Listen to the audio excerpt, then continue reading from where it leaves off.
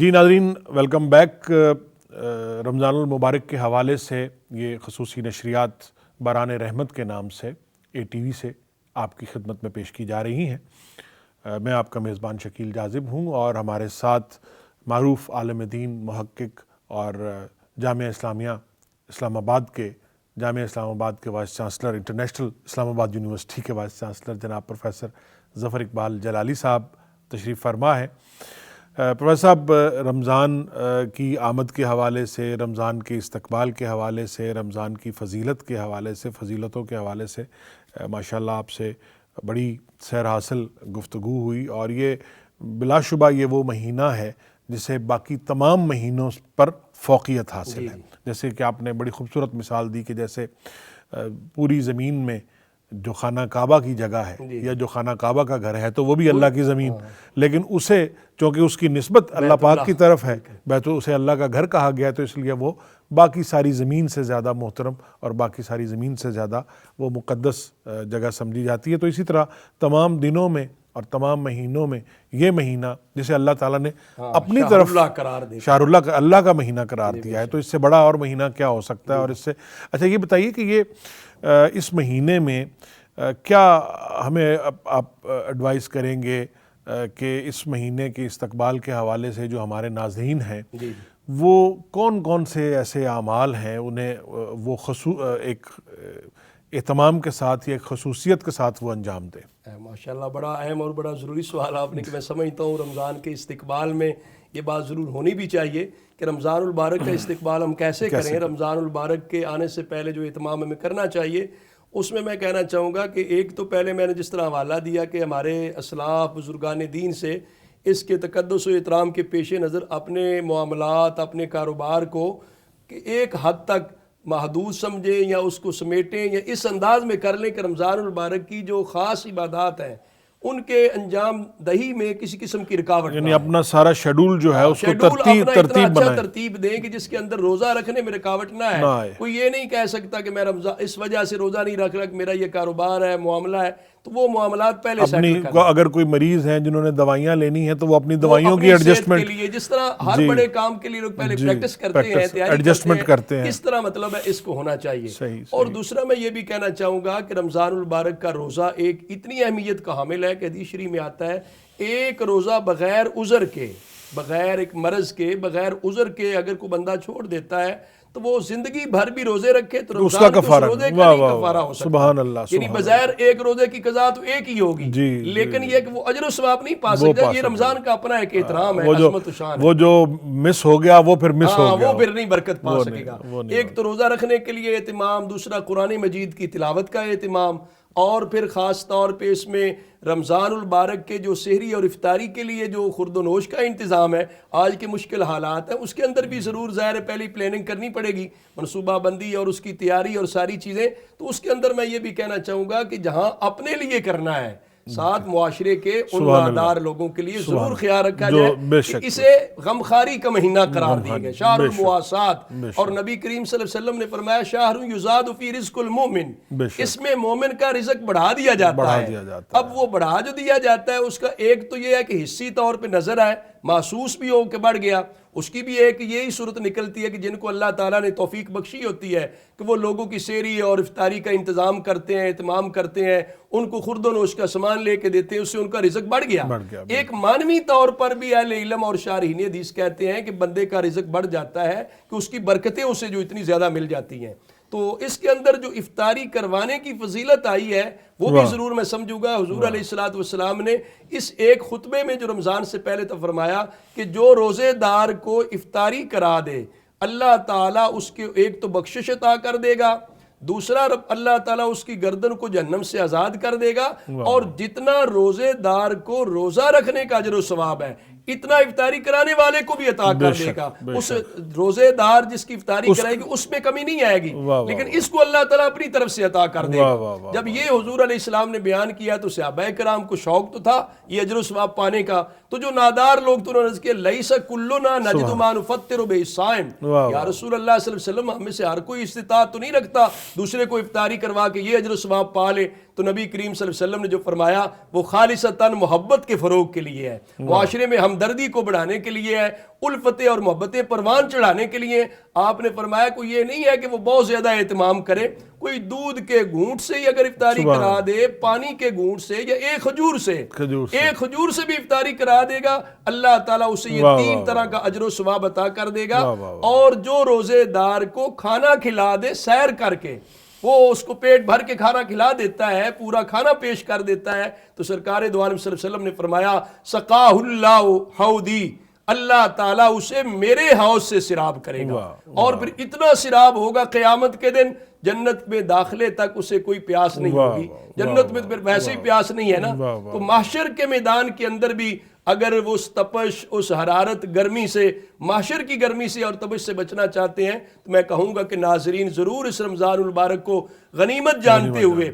اس میں جہاں اپنے لیے سوچنا ہے، معاشرے کے ان غرباء کے لیے، فقراء کے لیے جن کے اسباب وسائل کم ہیں، اور خاص طور پہ کوئی سفید پہ ایسا طبقہ ہوتا ہے جو سائل بھی نہیں بن سکتا، سائل جی اصل تو حقدار وہ لوگ ہیں، وہ اصل حقدار وہ، ان کا بھی ضرور خیال کیا جائے، یہ پہچان پیدا کی جائے تاکہ ان کی ضرورتیں پوری کی۔ قرآن پاک بتاتا ہے نا نبی پاک صلی اللہ علیہ وسلم کو کہ آپ ان لوگوں کو ان کے چہروں سے پہچان لیں، چہروں سے پہچانے۔ اور اس میں یہ بھی میں کہوں گا کہ جس طرح حدیث پاک میں آیا کہ جو ارباب اقتدار لوگ ہیں وہ بھی اپنے ماتحت لوگوں میں کاموں میں تخفیف لیں گے۔ بڑا یہ اہم ابھی نقطہ وطن ہے۔ عزیز پاکستان میں نئی قیادت، نئی حکومت آئی ہے، ان کی ترجیحات میں یقیناً یہ شامل بھی ہے۔ مزید ہم بھی ضرور عرض کریں گے کہ اس پہ ضرور جو ملکی حالات ہیں، اہلیان پاکستان کی جو صورتحال ہے معاشی حوالے سے، اس حوالے سے ضرور جو ہے عام دنوں میں عام دنوں میں جو کام ہوتا ہے یا عام دنوں میں جو کام کا لوڈ ہوتا ہے اس سے اس کو تھوڑا سا کم کر دیا جائے، تاکہ اگر کوئی روزہ دار جو ہے وہ اس کے روزے میں فرق نہ آئے، اگر کوئی وہ بیمار ہے یا اس میں کوئی تنگی وہ محسوس نہ کرے، اس وجہ سے اب اشیاء کا جو ایک لحاظ سے اوپر سے چیک اینڈ بیلنس ہے، افو درگزر کا بھی اس میں افو درگزر کا بھی بڑا ہے کہ وہ تو ظاہر میں سمجھتا ہوں کہ اگر وہ لوگوں کے ساتھ اس طرح کی محبتیں نہ ہوں، کہ افو درگزر کا جذبہ نہ ہو، تو پھر حقوق العباد کی ادائیگی میں کوتاہی پیدا ہو۔ اور اس مہینے میں تو خاص طور پر اس کا اہتمام ہمیں یہ کرنا چاہیے کہ ہم کسی کے ساتھ سخت رویہ اختیار نہ کریں، کسی کے ساتھ سخت لہجے میں بات نہ کریں۔ اس میں ایک نبی کریم صلی اللہ علیہ وسلم کی حدیث پاک مجھے یاد آ رہی، سرکار دو عالم صلی اللہ علیہ وسلم فرماتے ہیں نا، جس بندہ صائم ہے، روزے دار ہے، آپ فرماتے ہیں جو بندہ اس کے ساتھ کوئی لڑائی کرنا چاہے، جھگڑا کرنا چاہے، فَلْيَقُلْ إِنِّي إِمْرٌ صَائِمٌ، وہ اپنا تعارف یہ پیش کرے لڑنے والے کو، جھگڑنے والے کو، میں تو روزے دار ہوں۔ یہ کہنا میں تو روزے دار ہوں، گویا کہ روزے دار کی شان یہ ہے کہ وہ لڑائی کا جواب لڑائی سے، جھگڑے کا جواب جھگڑے سے نہیں دے گا، گالی گلوچ نہیں کرے گا، وہ صبر اور تحمل کی تصویر بنا رہے گا۔ تو جب ایک روزے دار بندے کی شان یہ ہے تو ظاہر مسلمانوں نے روزے دار تو ہونا ہے، تو لہٰذا ان کو چاہیے اس مہینے میں عفو اور درگزر کو بھی فروغ دیں، اور بامی طور پہ رمضان کی آمد پر ایک دوسرے کو میں سمجھتا ہوں معاف بھی کرنا چاہیے۔ اوروں کو معاف کریں گے تو اللہ تعالیٰ ہمارے لیے بھی معافی کا ایک ذریعہ پیدا کر دے گا۔ بے شک اس میں کچھ ہے۔ اور تیسرا جو ہے وہ قرآن پاک کے ساتھ اس کی جو نسبت ہے، قرآن پاک کی تلاوت اور نماز کا خصوصی اہتمام، نماز کا خصوصی اہتمام ہے، اور تراویح کے اندر قرآن مجید سنایا جاتا ہے، سنا جاتا ہے، تو اس کے اندر سبق ہے، ایک تو وہ لازمی طور پہ سنا جائے، پڑھا جائے، اور اس کے علاوہ بھی مسلمانوں کی روایت رہی ہے، وہ تو ایک لحاظ سے سال بھاری قرآن مجید کی تلاوت کے فضائل اور عظمت و شان ہے، قرآن مجید کو پڑھا بھی جائے اور قرآن مجید کو سمجھا بھی جائے، اور یہ نیت اور ارادہ بھی کیا جائے کہ اللہ تعالیٰ کے کلام پاک کی جو احکام ہیں، جو تعلیمات ہیں، ان پر عمل بھی ہم کریں گے۔ یہ رمضان المبارک کا مہینہ ایک لحاظ سے ایک ریفریش کورس ہوتا ہے جس سے لوگوں کو تربیت ملتی ہے، آپ دین کی طرف راغب ہوتے ہیں زیادہ، اور یعنی آپ بعض اوقات انسان اپنے روزمرہ کے معاملات میں جب آپ اس میں ٹھیک ہے نماز کی حد تک یا اس کی حد تک تو رہتے ہیں، لیکن بہت ساری دینی معاملات میں یا بہت ساری دینی معلومات کے حوالے سے آپ زیادہ تردد نہیں کرتے، لیکن اس مہینے میں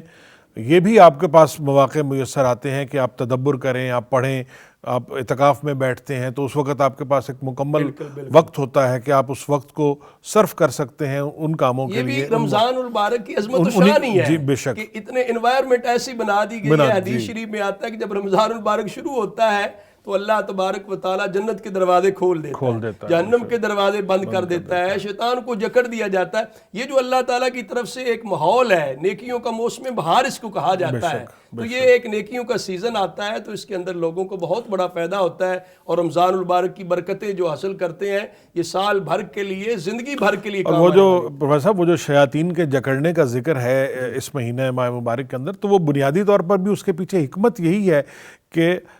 شیاطین جو ہیں وہ آپ کو برائیوں کی طرف بلاتے ہیں نا، برے کام کا حکم دیتے ہیں۔ تو جب آپ ایک خصوصی اہتمام کے ساتھ اپنے آپ کو، اپنے نفس کو روکیں گے برائی کی طرف جانے سے، تو اس کا مطلب ہے کہ شیطان کو آپ نے جکڑ دیا۔ یہ بھی ایک اس کی ایک یہ نہیں ہے کہ حقیقتاً کوئی ان کو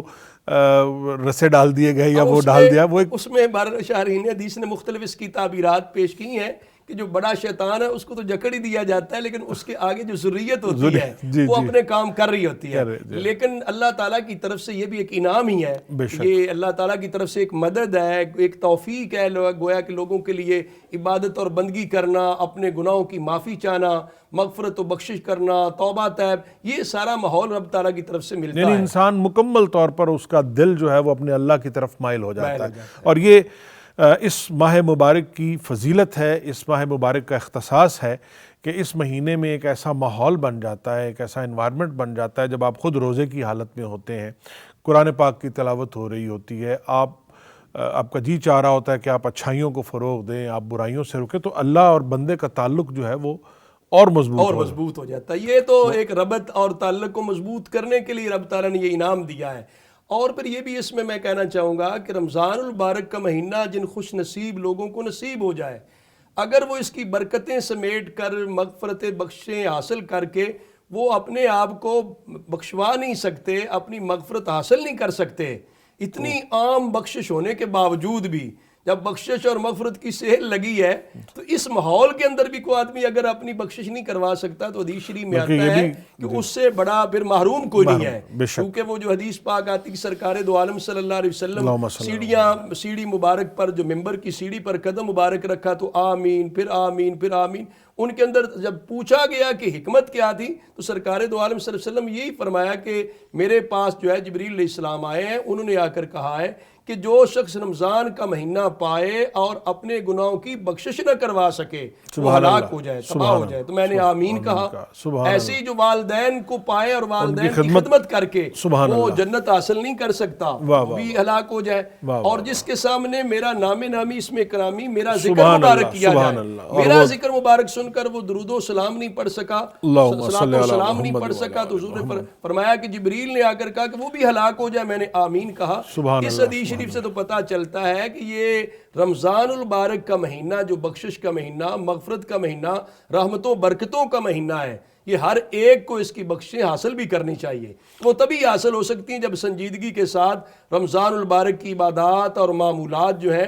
ان کا پورا اہتمام کیا جائے، اس کی کوشش کی جائے۔ بلکہ یہ بھی روایت ہے کہ جو شخص اپنی زندگی میں رمضان المبارک کا مہینہ پائے اور وہ تمام روزے صدق نیت کے ساتھ رکھے اور اپنے گناہوں سے توبہ کرے، تو وہ اس مہینے کے آخر پہ، اینڈ پہ، وہ ایسے ہی ہوگا جیسے اس نے کوئی گناہ نہیں کیا، مغفور ہوگا، بخشا ہوا ہوگا۔ وہ رمضان المبارک کے اندر صرف ایک روزے کی وجہ سے بخشش نہیں ہے، رمضان المبارک کے اندر روزے کی وجہ سے بھی بخشش آئی ہے، رمضان المبارک کے رات کے قیام پر بھی بخشش آئی ہے، اور اسی طرح پھر فطرانہ دیا جاتا ہے، بے شمار اعمال ایسے ہیں، یہ سارے اعمال جو ہے مغفرت اور بخشش کا سامان لے کر آئے ہیں۔ ناظرین محترم، رمضان المبارک کے مہینے کے حوالے سے، رمضان المبارک کی مہینے کی فضیلت کے حوالے سے، استقبال رمضان کے حوالے سے جناب پروفیسر ظفر اقبال جلالی صاحب جو ہمارے ساتھ تشریف فرما ہے، انہوں نے بہت خوبصورت گفتگو کی، اور ان کی گفتگو سے جو ہمیں ملتا ہے، جو ہم حاصل کر سکتے ہیں، وہ یہ ہے کہ یہ اللہ تعالیٰ کے چنے ہوئے خاص دنوں میں سے دن ہیں، یہ 30 دن یا 29 دن جتنے بھی بنتے ہیں، یہ مہینہ ہمارے لیے ایک نعمت ہے، اللہ تعالیٰ کی طرف سے ایک انعام ہے، اللہ تعالیٰ کی طرف سے۔ اگر ہم ان دنوں کو جیسے اللہ تعالیٰ چاہتا ہے، جیسے اللہ تعالیٰ نے حکم دیا ہے، اگر ہم ان دنوں کو ویسے بسر کرتے ہیں، ان دنوں میں اپنے روز و شب کا معمول ویسے بناتے ہیں، ویسے تو ہمیں پورا سال اپنی زندگی کو، اپنے روز و شب کے معمول کو اللہ کی رضا کی خاطر اور اللہ کے بتائے ہوئے جو دین ہے اس کے تعلیمات کے مطابق بسر کرنا چاہیے۔ لیکن اس میں سے بھی خصوصیت یہ ہے کہ رمضان المبارک کے مہینے میں ہم اللہ کی رضا کے لیے روزہ رکھتے ہیں، ہم اللہ کی رضا کے لیے دوسروں کے ساتھ نرمی کا برتاؤ کرتے ہیں، ہم اللہ کی رضا کے لیے زکوٰۃ دیتے ہیں، ان لوگوں کو جو نادار ہیں، جو غریب ہیں، جو معاشرے کا پسا ہوا طبقہ ہے یا جو معاشرے کا نچلے درجے کا طبقہ ہے، انہیں ہم اپنے برابر لے کر آتے ہیں، اپنے دیے ہوئے رزق میں سے، اپنی دی ہوئی نعمتوں میں سے وہ نعمتیں ہم بانٹتے ہیں، تو اللہ تعالیٰ اس بات کو اتنا پسند کرتا ہے، اتنا اللہ تعالیٰ کے نزدیک ہے کہ اللہ تعالیٰ نے یہ کہا ہے کہ یہ روزے دار کے یہ اعمال میرے لیے ہیں اور میں ہی اس کی جزا دوں گا اور میں ہی اس کا اجر دوں گا۔ تو وہ اجر جو اللہ کے ہاں سے ملتا ہے اس سے بڑا اجر اور کیا ہو سکتا ہے۔ ہماری دعا ہے کہ ہمیں اللہ تعالیٰ یہ توفیق دے کہ ہم اس مہینے کا استقبال بھی کر سکیں، ہم اس مہینے کے مطابق اپنی تیاری بھی کریں اور اس مہینے کو اسی طرح سے گزاریں جیسے کہ ہمیں گزارنے کا حکم دیا گیا ہے، اور اس کے بعد شاید ہماری زندگی میں اگلا رمضان آئے یا نہ آئے تو ہمیں اس رمضان کے ہونے سے، اس رمضان کی فضیلت اور برکت کو ضائع نہیں کرنا چاہیے اور اس سے ہمیں بھرپور فیض اور فائدہ حاصل کرنا چاہیے۔ اسی دعا کے ساتھ میں اور پروفیسر جناب ظفر اقبال جلالی صاحب کو باران رحمت سے اجازت دیجیے۔ اپنا بہت خیال رکھیے اور رمضان المبارک کی برکتیں سمیٹتے رہیے۔ اللہ حافظ۔